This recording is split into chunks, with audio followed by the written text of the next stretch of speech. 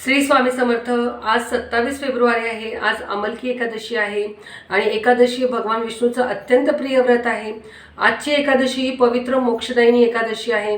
आज आवळ्याच्या झाडाची पूजा केली जाते आणि म्हणून जो कोणी आज आवळ्याच्या झाडाची पूजा करेल त्याला 100 राजसूय यज्ञांचं फळ मिळतं।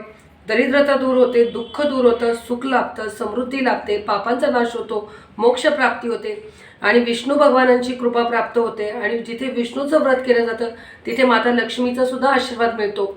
आणि आवळ्याच्या झाडाखाली बसून जर तुम्ही विष्णूची पूजा कथा वाचली तसेच रात्री जागरण केलं तर तुम्हाला मोक्ष प्राप्त होते, पुण्य प्राप्त होतं, तुमची आध्यात्मिक उन्नती होते।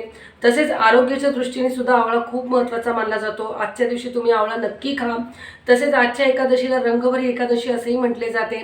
आवळ्याच्या झाडाला तुम्ही सूत गुंडाळून त्याची पूजा करू शकता, विष्णू सहस्रनामचं वाचन करू शकता, आवळ्याचं दान करू शकता, कपाळावरती आवळ्याचा रस लावू शकता।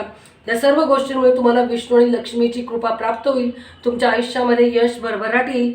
तरी तुम्ही आज आवळ्याची पूजा करा, विष्णू भगवानांची पूजा करा, कीर्तन भजन करा। तुम्हाला काही अनुभव आले तर आम्हाला नक्की सांगा। श्री स्वामी समर्थ।